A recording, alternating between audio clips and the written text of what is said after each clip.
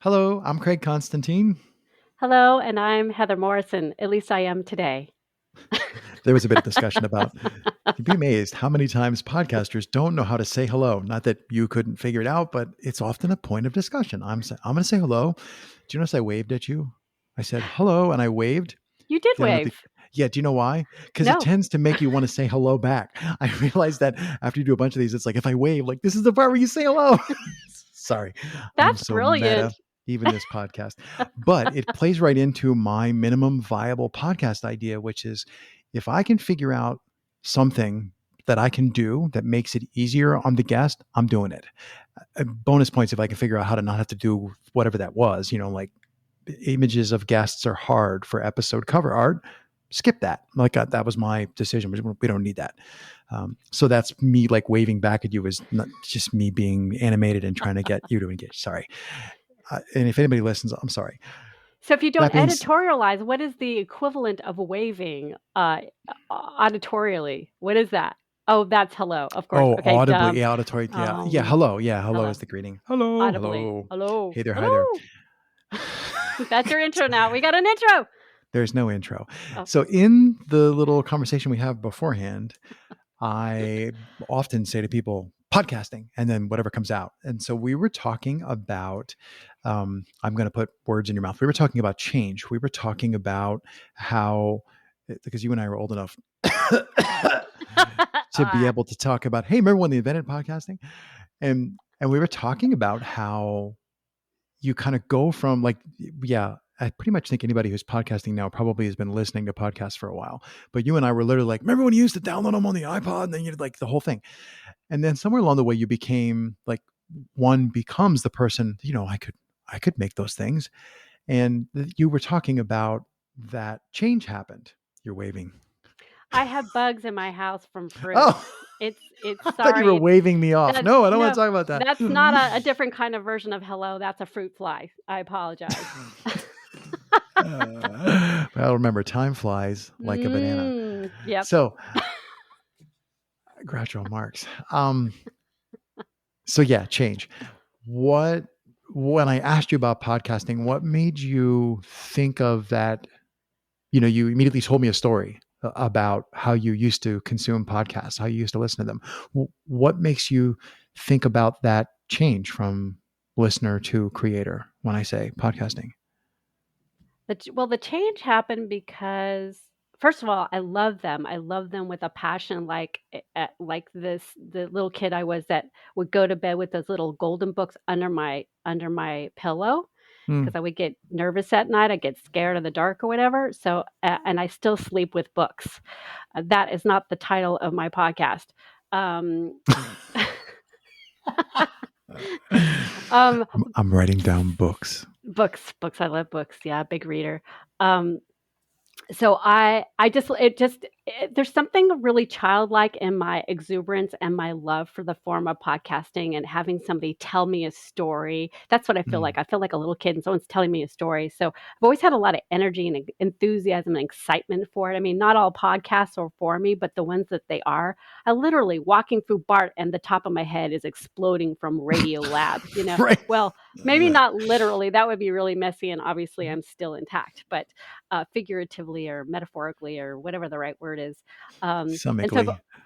yeah, and I just went down a rabbit hole about my enthusiasm, which part of my problem with writing and staying on topics. Thank goodness this is only 20 minutes and you can cut me off. But um, anyway, so I've always had a lot of enthusiasm for it, and I never made that leap though to like thinking like I could do it because I don't have that background. I went to school. I had got an English degree. I did a lot of performing arts, so I had community theater, my background, that kind of thing.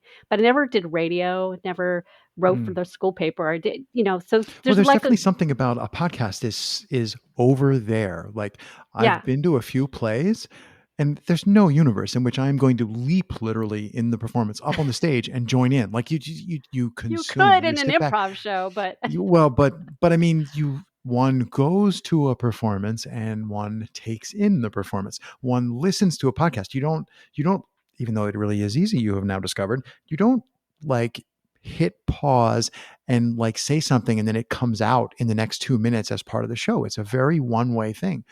Do you remember what made you think you could be on the other side of the projection?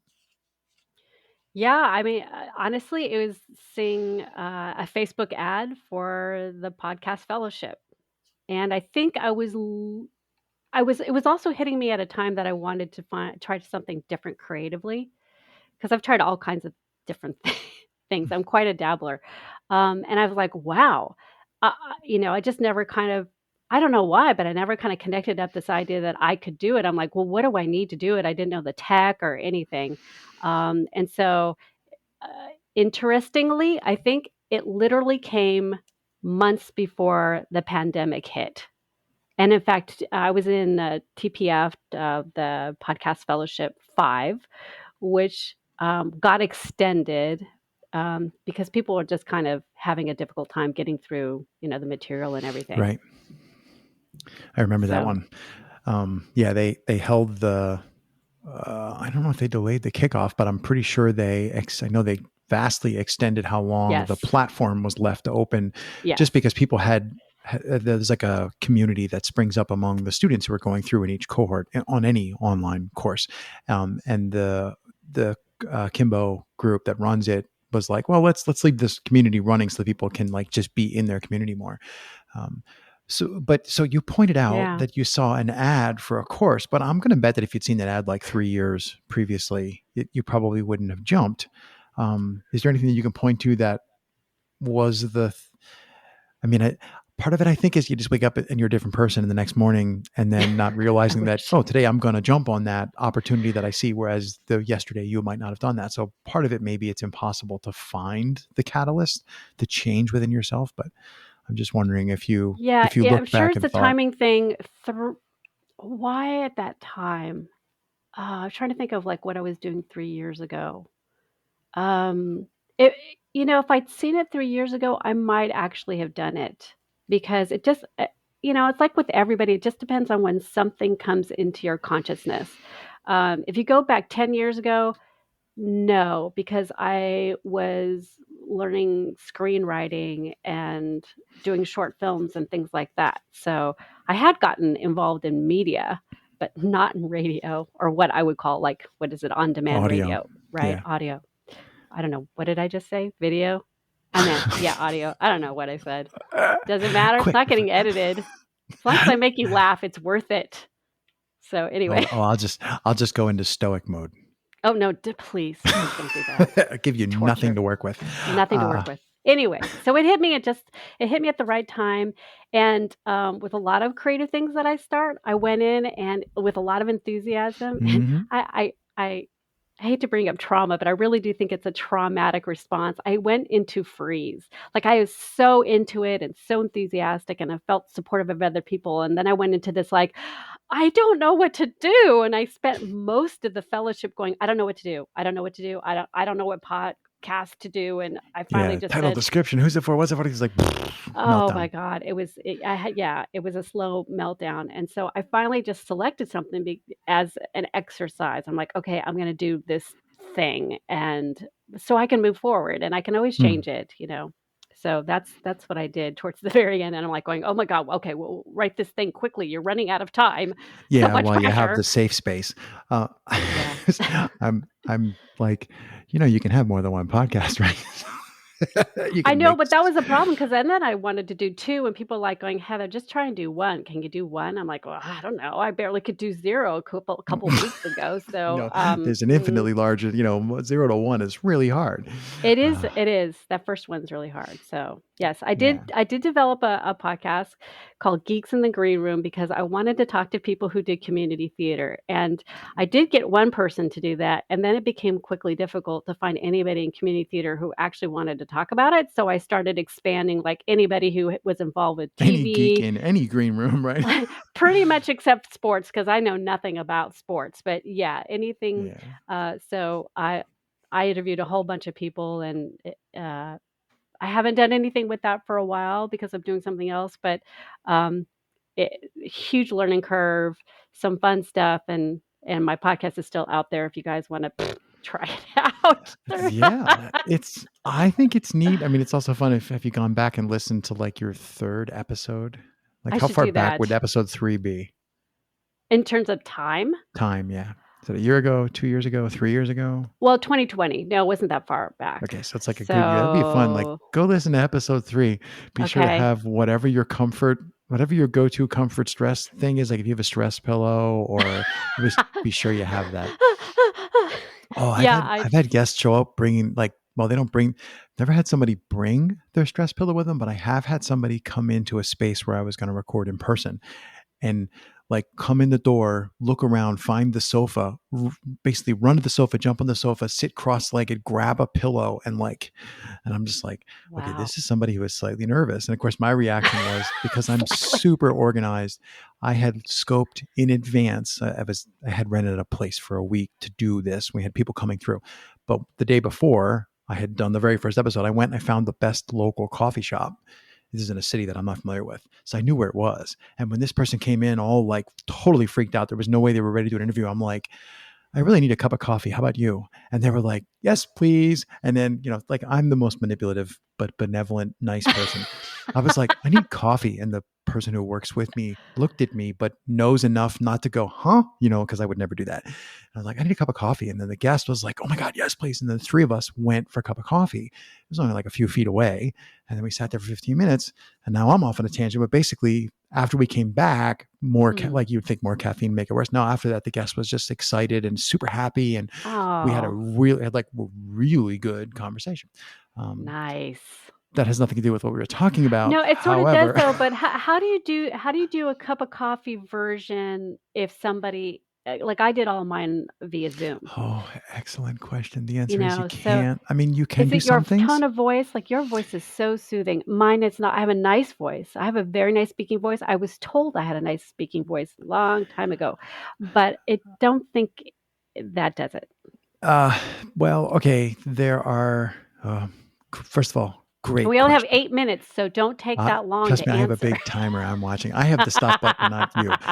I will say, because I've said this many times, if you can think of something that you can do before you press record or after you press stop that makes things better, you should at least try that and Mm, probably make it part of your bag of tricks. mhm, So one of the things I would suggest is, so you mentioned your voice. mhm. And one of the things I would say is, and I'm going to make you all self-conscious, is a boom mic is a terrible choice if you're worried about how your voice sounds. Because one of the things that you can hear is when I move around, you can tell that I'm being animated. Oh my God, if I move my head around a lot while I'm talking, right? And you laugh because you can see it, but everybody else can feel the change in energy. If you have a boom Mm. mic and it's always in the same place, your voice never changes. So I'm not saying throw out your, MPOW headset, because those things are really hard to get now. Keep that. Oh, really? Yeah, those are unobtainable. Keep your MPOW. However, you might want to experiment with a different mic that sits lower. So as a theater person, you should know that the projection, right? The Can you hear that? Mhm. Right? That's I'm actually, He's beating his chest, ladies and yes, gentlemen and that children. that comes from the breastbone because your lungs are under there. So part Right. of the operatic stuff is from lower in your chest. And guess Mm, what? If I take the mic and try to just keep talking the same, but move the mic up here, that's it probably higher. sounds a little different, even though Yeah. it's about the same volume level. And Mhm. I changed the angle of the mic and I just moved it up. So now it's like 30 degrees above me angled down, as opposed to if I take the microphone and I try to talk the same, but I move the mic down here, two things happen. The popping peas now get to the microphone. So you have to go off to the side. So the Peter Piper, here's Peter Piper picked a peck of pickled peppers, missing the mic, as opposed to Peter Piper picked a peck of pickled right on the mic. So the mic's off to the side, Um, but with it below me, theater people, this, now you get more of the bass. So I you need will one of often, those. yeah. So I was going to say, if you're concerned about how your voice sounds because you're thinking it should sound better for the guest, then play with mic tech. Please don't, everybody listening and you don't get all self-conscious about, oh, I got to do a better job because you're self-conscious. But Mm, this mic is very intentional. When I use this mic, I give guests headphones. I use these mics in person. I put it on a stand, and I don't hand it to them because they do really horrible things. I set it on a mic stand, and I get it where it brings out the best in their voice. So I Mm. set it like over here, and then I give them headphones, and then they tell me really important stories. So setting Oh. them up for that space, you can't do that if you don't have physical control. They show up with their, Apple wireless earbuds, which are, I guess, okay, but horrible for really conveying the emotion. So that's the first thing I would say is you can work really hard, in Mhm. a good way, to create the auditory experience for the guest. That's one thing you can do. Mm. Your background is actually really nice because chrysanthemums are those chrysanthemums? No. What's on the board? You have a Oh, pink they're just flower. puffy. I don't know what they are. They're paper flowers that Looks like a I took chrysanthemum. It's from work. nice, but Thank you. everything in the background here, including this picture frame here, nobody else can Oh see my this. That goodness. picture frame, Yeah. that little thing is a picture of my wife on a beach, and this picture Oh, frame here is a picture of me. And you can't really see that, but you get the idea that there's some photos back there, yeah. and like you can't see the stained glass It's so well, but soothing, right? Is that the yes, I'm idea? very mindful. There's there's chaos, like over here, but we're not going to tip. So if you're mindful about what is the auditory and the visual experience of your guests, that goes a long way. Yeah. Well, I Like, do you did have the set dress this, camera? believe it or not. I removed a bunch of crap from behind me, even though I know nobody can see this. I know but you can but see it. that's clearly So, you being mindful of the experience of the other person. So that's right. the kind of thing that I do. I'm nuts. I rearrange the rooms. Like I'll show up at your house and rearrange your house, to prepare you for your interview. But Huh. if I can, I'll arrange the guest to have the best view. Like if there's a window, I'll arrange so the guest can see out, not me, or which side of the room is going to sound better. And just try to do all those things to make them feel comfortable. Sometimes, That's really nice. yeah. You're making me feel comfortable. I feel very soothed. Well, that's the other thing. You know what mirror neurons are? Brain chemistry. Yes. Okay, so mirror neurons, everybody has these. You have them, you use them. It's how society, it's like how you get along. You can practice intentionally mirroring what the other person is doing. So I'm mindful of whether or not my hands are in the frame or out of the frame. Like, so I don't talk with my hands down here where you can't see them. If I'm going to gesticulate, I bring them up here where you can see them. It's like, Steve Martin, wild and crazy, right? You can do that in person, and you can do it on video calls. So you can be Right. thinking, um, how much headspace. So the video frame is touching the top of my head, which is very intentional. Like I want you to be able to like see me. Now, if you're in person, Yeah. life is much easier. You can just That's Heather's adjusting her video camera.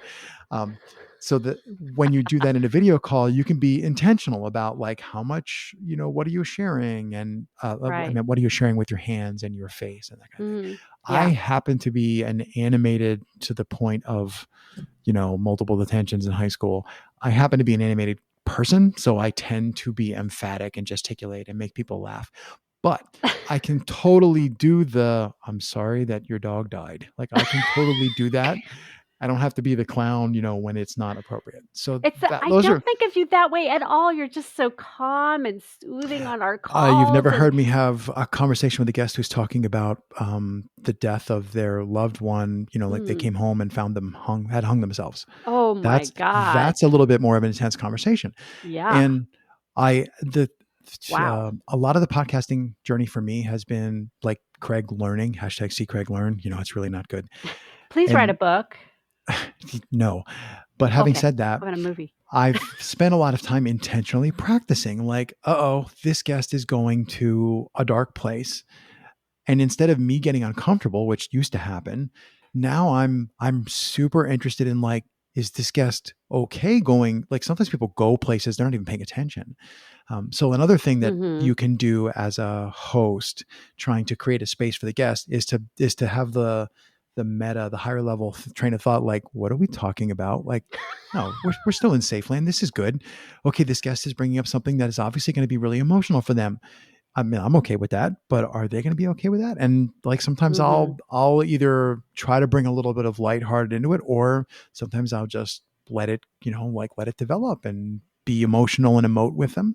Mhm. So it took me a while to get comfortable being artificial like that. Like, okay, Yeah. this conversation with like not ours, Heather, but like this conversation that we're recording is getting very deep. Yeah. Okay, I wasn't in a deep mood. Like I wasn't down for that, but I can do that. I can be that. And that's what would best serve this guest. So that's where I'm going. Yeah, I got a So those are kind of like three downshift. things that I'm touching on, like Yeah, the tech and the that is awesome mindfulness. stuff. Lucky me. Boy, we No. should have recorded that. Yeah, Oh, anything else you want? No, I'm crap. kidding. It's recorded. Um, but yeah, so we spun off on Craig talking about how Craig does podcasting, which is fine, Lucky me. but And I it's not the don't mean Craig that show. ironically. I feel like it came out of my mouth kind of snarky, and I don't mean it that way at all because anytime I get to spend with you is awesome. Oh, stop. But I appreciate you saying that. Any final thoughts on how about this?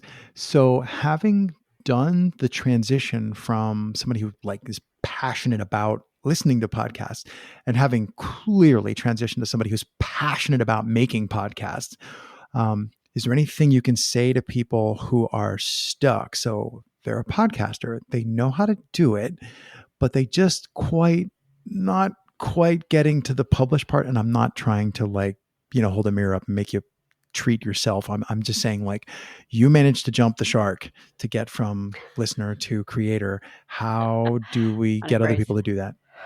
Um, honestly, since I'm allowed to swear, I'd say I hate to leave the show on this. I'd say you have to kind of say fuck it because you can be your own worst enemy. And I have suffered from stage fright all my life. Even though I have a pleasant voice, I don't like to listen to it sometimes. And sometimes you just have to say, you got to look beyond your discomfort and find the reason you want to do it in the first place.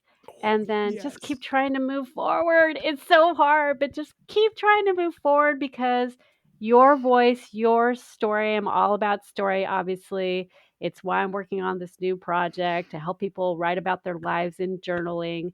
It's all about just kind of you have to move through the discomfort, pretend it's not there. I don't know. There's a lot of things you can do. It's kind of like writer's block and social anxiety. It's all those things. But if you really want it and you really love it, just make it happen. Hmm. Thank you very much, Heather. It was a delight. And I think Thank that's where you. we're going to end. Excellent. Thank you so much, Craig, for having me on.